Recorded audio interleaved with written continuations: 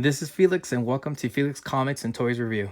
The animals, trap, trap, trap, till the cage is full. The cage is full, the day is new, and everyone is waiting, waiting on you and you.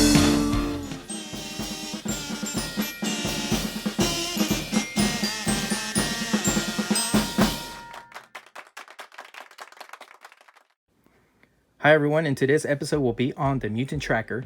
The albino mutant has gone by the name Death and Hellhound, but better known to us as Caliban. He was created by writer Chris Claremont, artist Dave Cockrum. This figure is the main figure from the Hasbro's 2019 Marvel Legends X-Men Wave of Caliban. The wave includes 7 figures that ends up building the 8th figure, Caliban. And in this wave we get Caliban himself. Caliban does not come with anything. He does not have his own box, but he does come out on the back. That's all he has pretty much, and all the other 7 figures as well. Okay guys, so let's get started. Category number 1, size. The height of Caliban in the comics is 6 feet 8 inches. That's 80 inches. He weighs about 275 pounds. So as the 1 to 12 scale goes, he turns out to be about 6.66667 inches. As a Marvel Legend figure, he should be about 6.6 inches or 6.7 inches. Now, after measuring him, he actually comes out about 7 inches and 3/4. That means that when the whole 1 to 12 scale goes, he is way too big for his actual height in the comic books. Now, if you actually compare his body proportion, you can't really view it because he was augmented by Apocalypse. He originally was 5 feet 8 inches, but he got his powers enhanced and now he's big. But you would think he would be bigger than the 6 feet 8 inches, and this figure actually looks good for the height, but they're actually a foot way bigger than he's supposed to be. So due to his height and his body proportion not being realistic, he gets a 4 in the size category. Category number 2, articulation. Ball hinge neck, up, down, right, left, little swivel. Butterfly shoulders, ball pointed shoulders, single jointed elbows, hinge and swivel wrists, ab cruncher, no torso swivel, hip swivel, ball hinge hips, thigh swivel, calf swivel, hinge ankle and rockers. Surprisingly, this huge Caliban figure was easy to maneuver. He's like the bruising, brawling type of guy. He uses his claws for slashing and his brutal strength to pretty much overpower anybody. I was still able to pose him because he's a heavy base type of character. Hasbro, you did great on this. You guys get a 5. Not much of a problem here. Category 3, texture. Alright, let's start from the head to toes. You can't really mess up Caliban here, so color is an importance. He's albino, so it will be difficult to add some shadowing to the texture, but Hasbro nailed it. They added some gray wash around his face and around his head, there, which actually makes the ridges and the texture of his face to actually stand out. I love the yellow eyes. The detail of his teeth look awesome. You can actually see the gray wash around his eyes right there.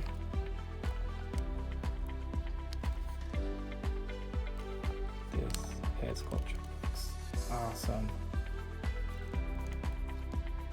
Now, not much texture on the body because he doesn't need it. He does have the silver bracelet on the wrist, which you can see the metallic color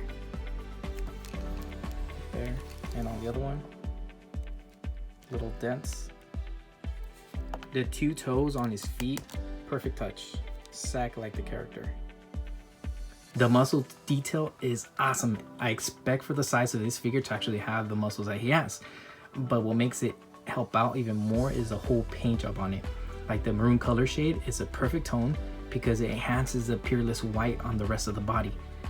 If you look, it's not even white, it's like a pearl color.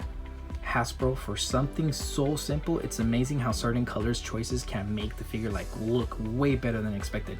You guys get a 5 for texture. Category 4, similarity. This Caliban is based off the comics after his mutant augmentation by Apocalypse. He went through so many different names, but he ended up staying with Caliban. His real name is still unknown. Now, he made his first appearance on Uncanny X-Men number 148 in 1981 as Death. He came out in Uncanny X-Men number 294 in 1992. Now, if you base your knowledge on the movies, you might have remembered him from the X-Men film, X-Men Apocalypse, that came out in 2016. He was portrayed by Thomas Lemarcus.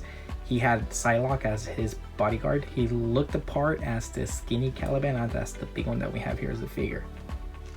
He also came out in that 2017 movie Logan. He was portrayed by Stephen Merchant. Caliban had a major part in this film. He portrayed him very well, but I believe it would have been better we see more of him, especially like the transformation part. I mean, that would have been awesome. Now, in cartoons, if you're that type of person, Caliban came out a few times as his true form with the Morlocks. He even went through like that transformation to the figure we see now. So this Caliban is the comic book version. Once you compare this massive figure to the comics, you can see it is identical. Everything looks exactly the same. The best part of this is he looks awesome as a figure as well. It doesn't have a flat color on him. The maroon and the pearlescent white color totally makes a big difference. Hasbro, you did an awesome job to introduce a character that is not even popular to have him as a Build-A-Figure. Great job, Hasbro. A 5 is what you get for this similarity. Category 5, accessories. This becomes an issue. No accessories. When I picture Caliban this size, he wasn't carrying anything. He didn't even need anything on him. There has been other figures though that don't have any accessories as well, but they do either have an alternate head or something that they could be removed. So sadly, this figure has neither of them. Sorry, Caliban, you're gonna get a 4 for accessories.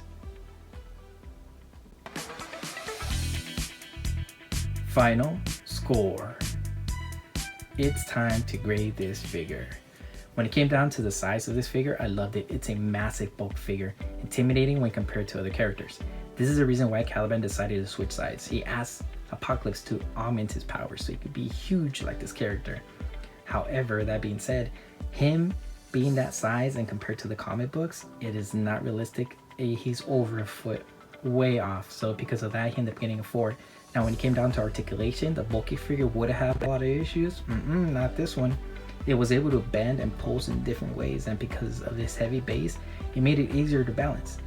And yeah, if he's not as flexible like other thinner characters, but for his mass, he was able to handle his own. He ended up getting a 5 for that. Now, the second best thing on this figure is the texture. The color choice were awesome. If the colors were like a flat color, it wouldn't have been that interesting. With the semi-shine, with the maroon, it was enough to show off the muscles. And the gray wash around his face and the head was another thing that made it stand out. His facial expression, I love it. It's the one that we want. I mean, he's screaming, yelling. I mean, he's mad. I love it. But what caught my eye was that pearlescent white. I love saying that. Pearlescent white. That was a finisher for the texture. Good job on that. The best thing about this figure was the similarity. All hands down, it looks exactly like the comic books. This is my thing. I love seeing these Marvel figures when they look identical to the characters. I am a big comic book guy, so seeing these guys gives a bigger sentimental value. I love to see this. There is nothing on this figure that I would have changed because they got it right on, and that's what he gets a 5 for similarity. Now for accessories, I have to explain, Caliban is not a well-known character. So it would have been nice to actually have like an original Caliban with him, the skinny version. Maybe I'm asking for too much, but at least some alternate hands or just something so this figure is not alone. And this is the reason why he ended up getting 4 in accessories. Now with all that being said, the final score for Caliban is, if you guys want to compare him to my other reviews, here they are. This was the final episode for this season, but stay tuned for season 2 that will be on the 2019 Marvel Legends X-Force Wave of Wendigo. So thank you so much, and I appreciate you for watching this, and please leave any comments, click like and subscribe, and until next time, don't stop collecting. Thanks guys.